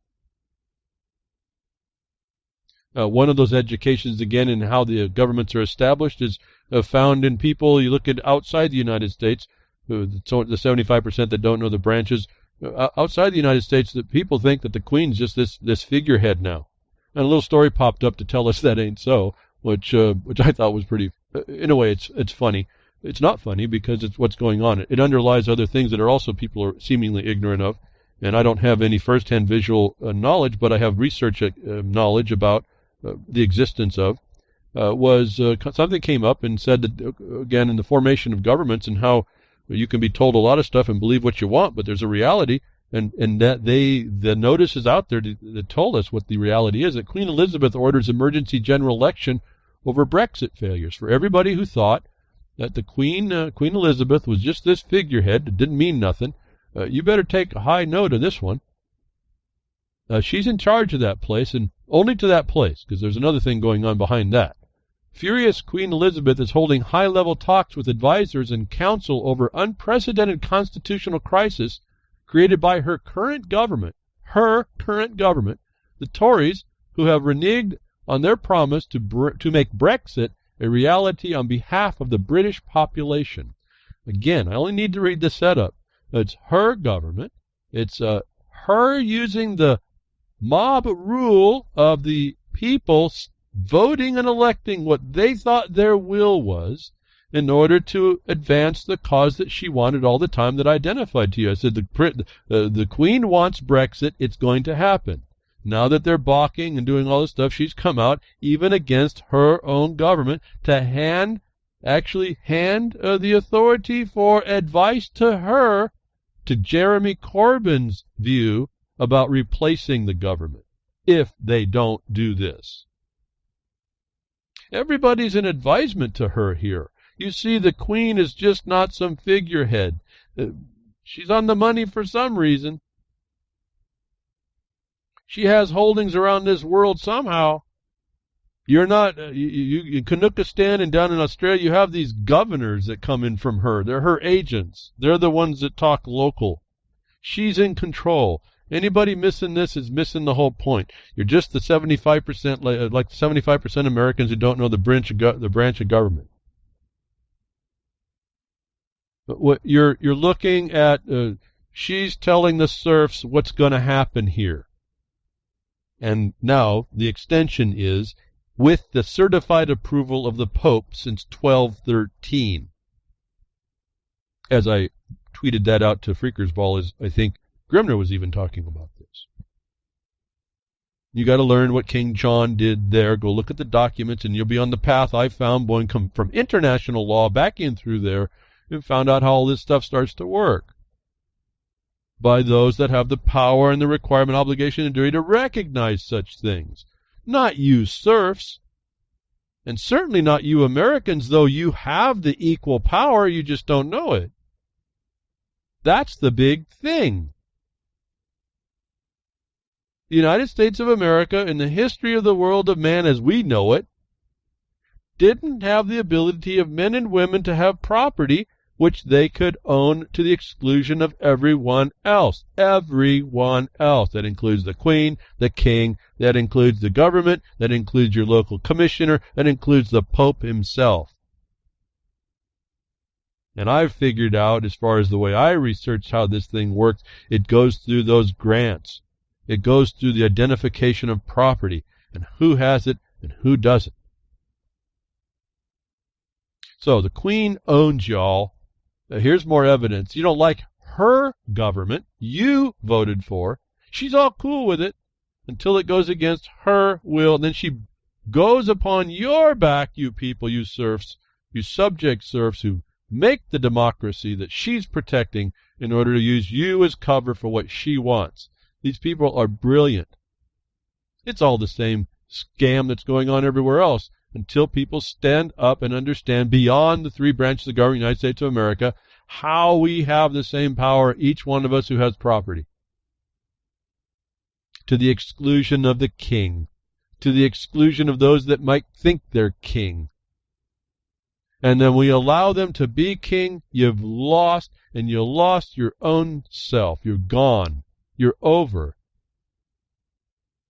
This is not an arrogance thing. This has to do with defeating evil, monarch evil, despot evil in the world. Now, despots can be pretty good. It all depends on how you treat it, I suppose.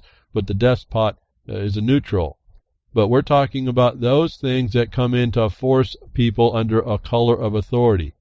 That's why it's such a crime. It's why you start to understand how this is all tied together. You can dismiss these statutes, but they tell you that people that come underneath the color of authority, be they the Queen, the King, the local commissioner, the police, it's a felony to try and interfere with your property. I've identified it as a treason, and when they stick it into the non-use, they put it in their hands and they don't use it, that's a war crime. How high-level international law this is violated so quickly? So, those of you at the point here, another evidence, if you were not paying attention, the Queen is not just someone who rides around in some carriage and has some people attend to her, and you just all love her because she's just a nice old lady. And she might be, I don't know. I like lizards. Oh, did I say too much? No, she's the owner of you all. And when her government that you voted in, that she agrees to that vote because it's not going to matter ultimately to her. Doesn't affect her how she runs how you vote to run your, how them run your life. When she don't like it, she can speak up and she can do what she needs to change it. This hasn't been done. This is so rare. It hasn't been done since 1707. And the monarch uses their power to intervene politically. What did I say you have when you have what you have to have when you deal with things and you want to be able to deal with things like you possess them? You have to have power. The report here is not incorrect and imprecise. It says power. To use their power to intervene politically. That's just politically. Remember, sovereignty has many different facets to it. As I've told you, the United States of America was only a polity. It was only a political jurisdiction. It really can't be a sovereign. It does have enough power to do things with the soil, though, that everyone has to listen to. That was the big distinction, and if you're not listening to me on that, you're missing the whole point. Yet that will then not allow you to see what your remedies might be, how you go about protecting yourself. The problem is that you then think that you have you're up against a criminal and you fail. You think you failed. You didn't. You just didn't arrest the criminal, and you didn't show the record quite right. In other words, I can't get too much into it, but I got to be careful here, but if you didn't do your equity remedy right, if you didn't understand how to keep it purely in equity, you'll get run off the rail when you go in to get your remedy done and you'll lose. That's that simple.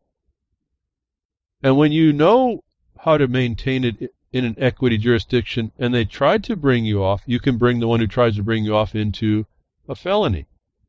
And you can communicate that without being accusatorial in the first instance. You don't want to insult. Really, the high-level international is never insulting anyone. It's always being diplomatic. And so, as you heard me say earlier, the document that I wrote gave room for the decision to be made, the limit of an authority. I said never deny an authority. In other words, when you move in equity, there may be an authority the other one has, but not to the extent sufficient to interfere with you. And to that extent, it's stopped. And so this is a very precise look. It's not that difficult, actually. It's just having to take a very narrow and precise view and find the limitations on those, upon those that would come against you. Land is really simple because it regards a title, a title that can be produced, and it has to be produced in evidence. In fact, if you have a title and you go into an equity court and don't produce your title, you'll lose. If you move beyond the equity jurisdiction, you'll lose.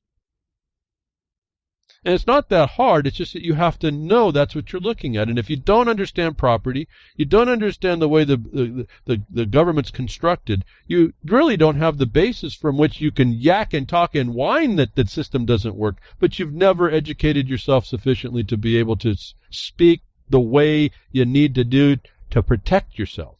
And that's why you've been violated. And so this, I say again, that's on us. It really is on us. And until you get closer to that, we're just going to be a bunch of, it's not going to be 70, it's 75%. That's just the poll. That's just for the branches of government.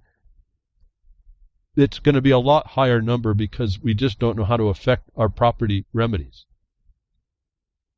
We tend to commingle too many things and concepts. In other words, like I've been explaining, and to make it simple for everybody and even the courts, which really the attorneys and the judges, because they're the same, they aren't taught in soil disposal laws. And why would they? There's never supposed to be a suit against a patent.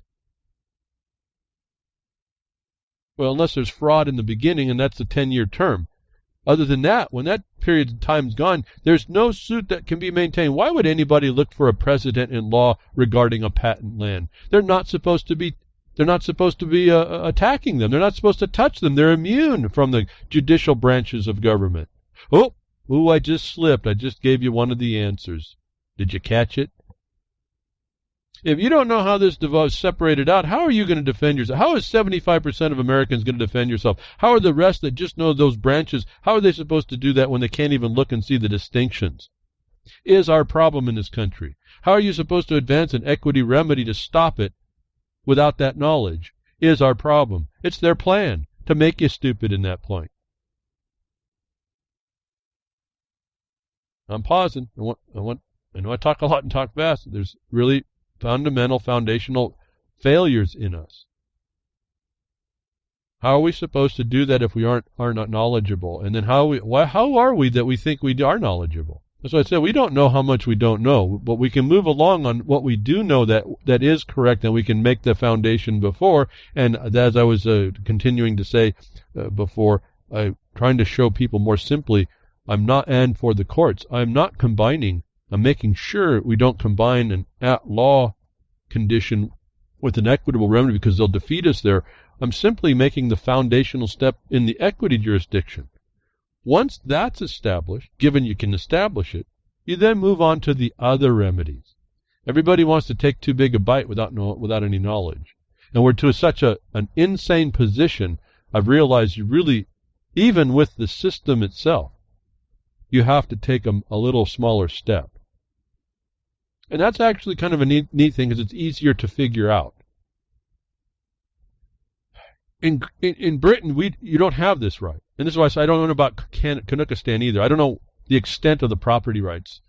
It ultimately looks like it's all belonging to the Queen unless you can find a grant. If you can find the grant, then I could work with that other part and kind of equate it over to the United States. If you don't have an actual grant, then you have to look at the limit of what that is. And there seems to be more subject status to everything in a crown colony, in a holding where the Queen has the decision to decide what her government is doing when it doesn't move correctly where she wanted it to go, yet you thought it was doing the democratic process. That's just a cover. Again, I'm telling you how big elections are. The illusion of election is all powerful. In fact, again, we'll go back real quickly. Remember, the election is a franchise. When you go look up the word franchise, you see that's connected to a corporation. It's the privilege of a corporation extended by the authority, by the government, the jurisdiction. Franchises can also be a man, and this will include women, a man that adopts a legal status within a frame as a legal entity. They'll call that a corporation as well. And so when you adopt franchises, you're having to necessarily adopt that provision that was extended to you by an authority under its authority.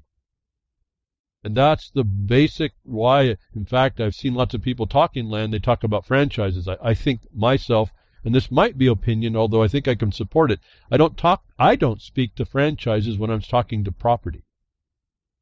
Now I'm talking in the purest sense of the patent or a state land grant. Franchises are really the legal entity brought to a privilege.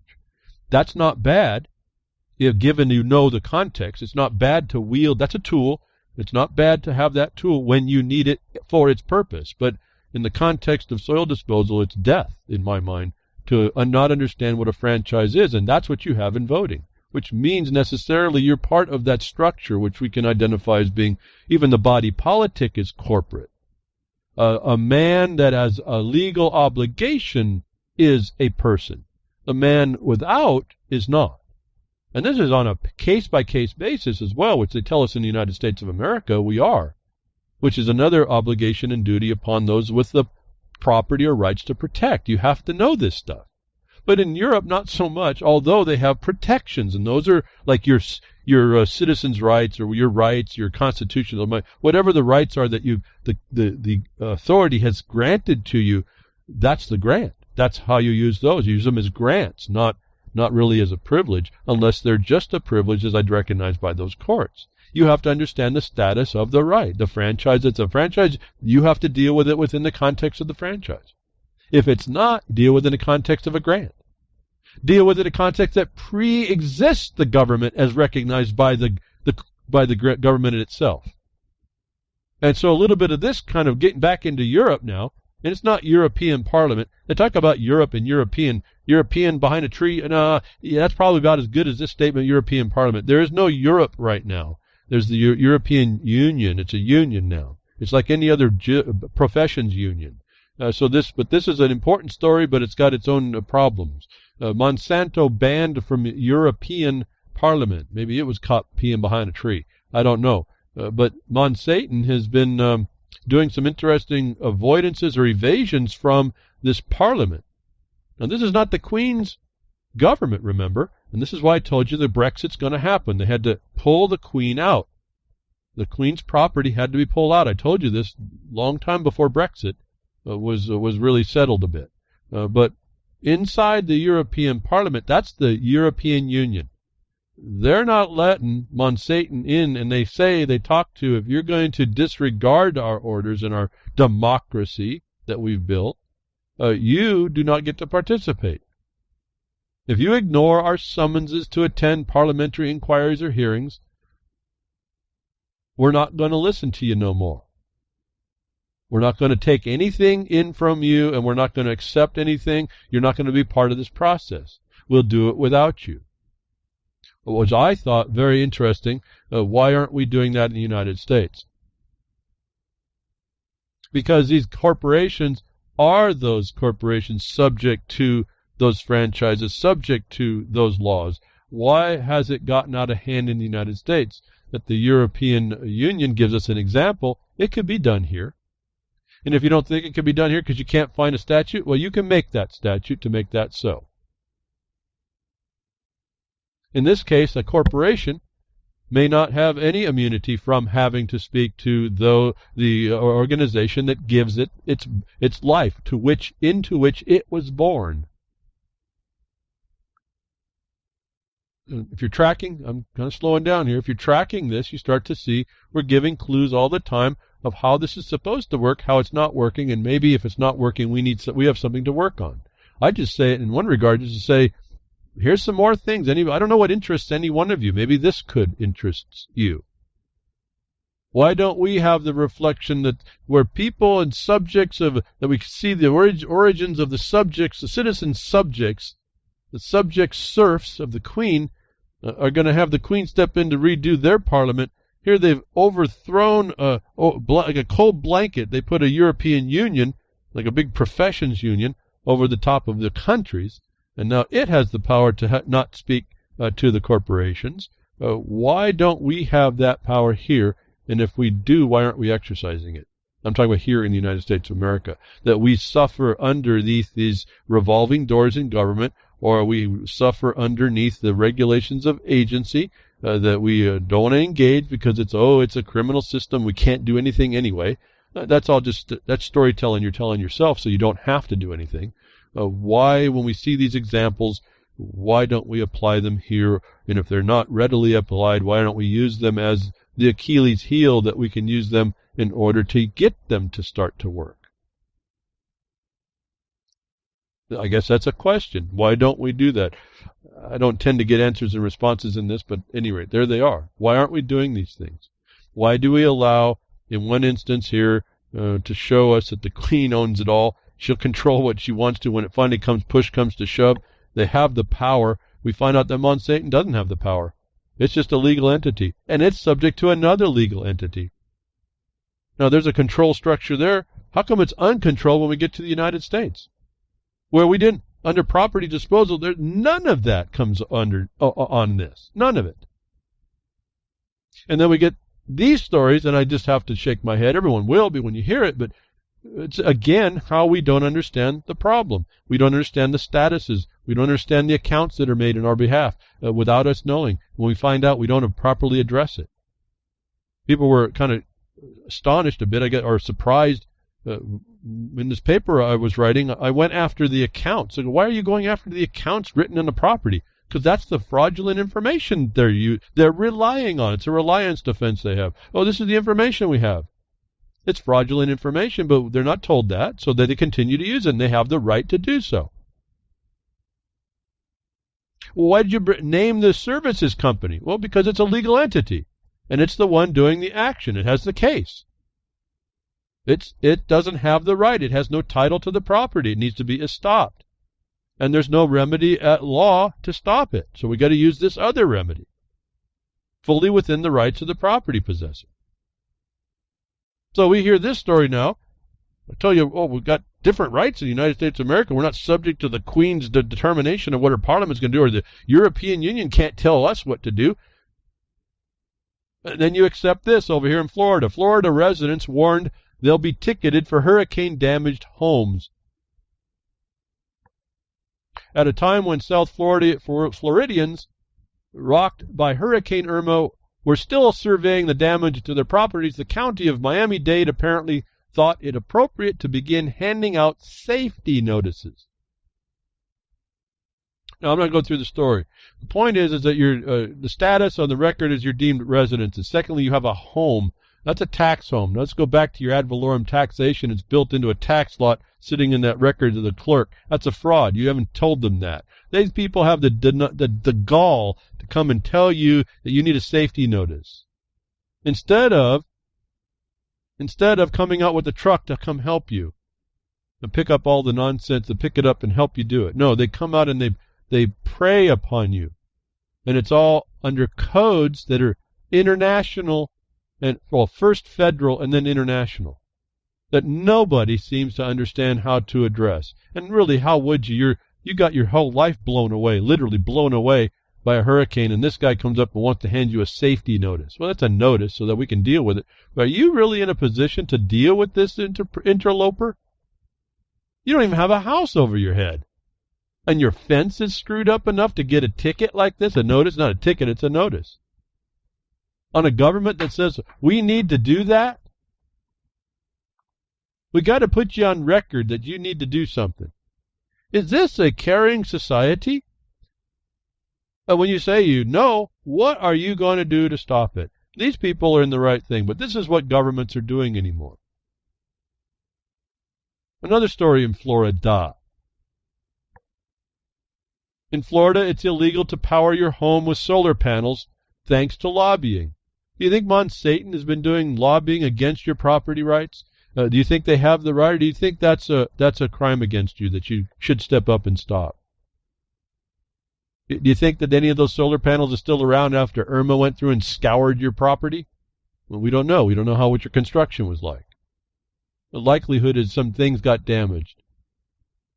Likelihood is if it didn't get damaged, you weren't going to have that there to use, and you were sitting on the Florida's energy infrastructure that failed when all the telephone poles got down, like what in Puerto Rico, the big scrubbing pad that the hurricanes have done.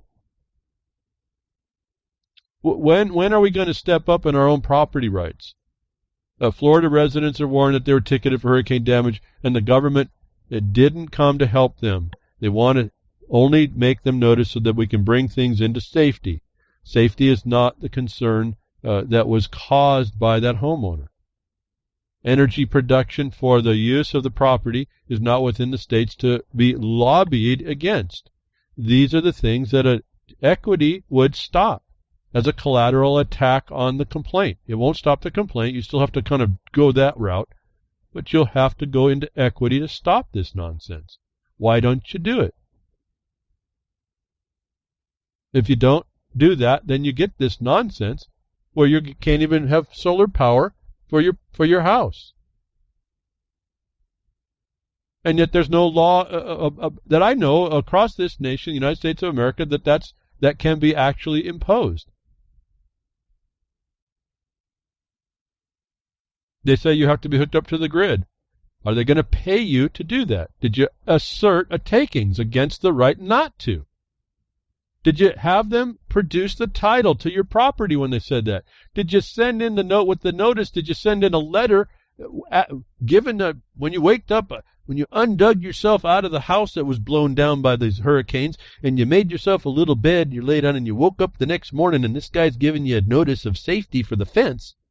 Did you write on the back of that, or did you grab his pen and say, I want you to produce the title to the land? I want to see your privity to this land that says you can do that? Or I want you to show cause how you're not the felon and aren't subject to immediate arrest. Did you do that for yourself? And if you're not doing that, I'm wondering why.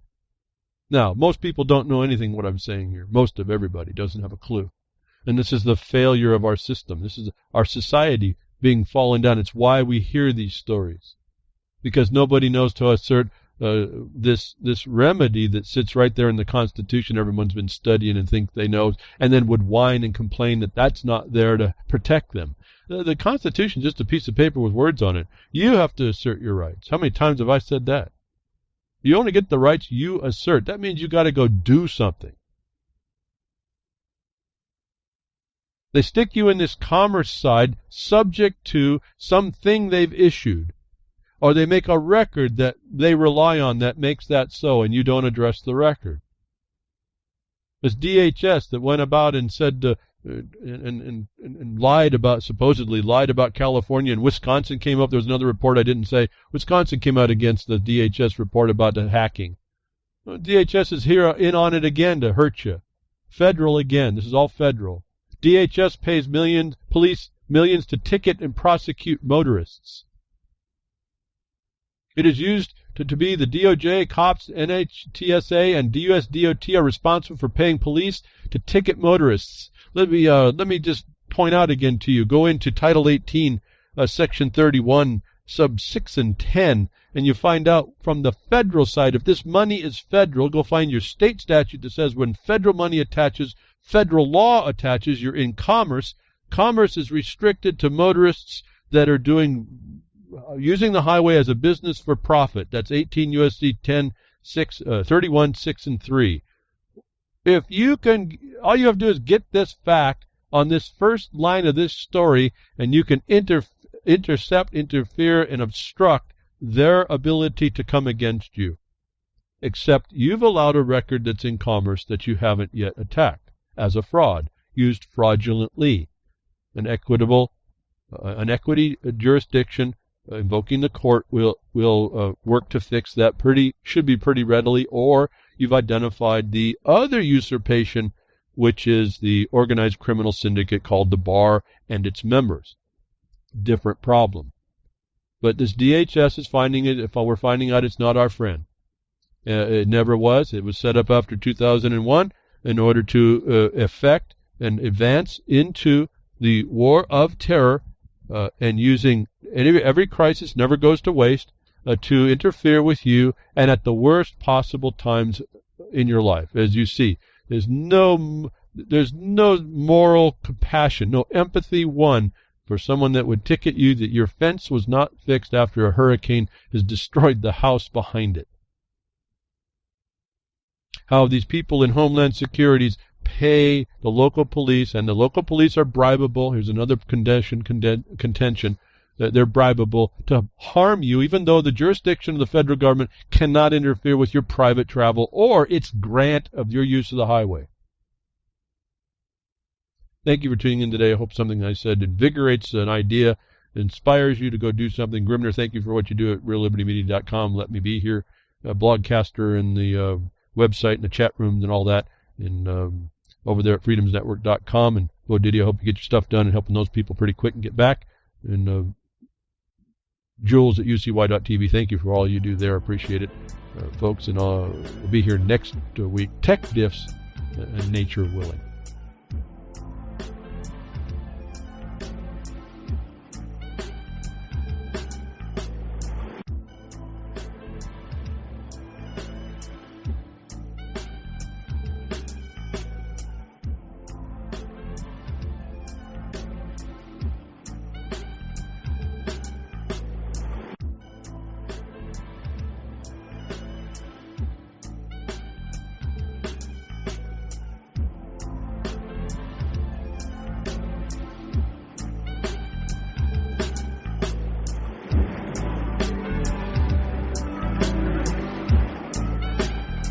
Well, that's another lesson. I hope with today's information you can take it to those that misbehave. From behind the woodshed, leaving his mark on the beast, this is Hal Anthony. Till next time, journey with purpose.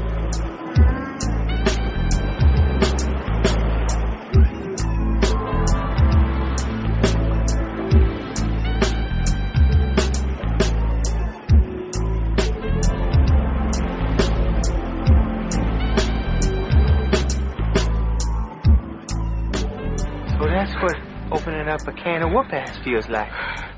Son, you just opened a whole case of whoop-ass.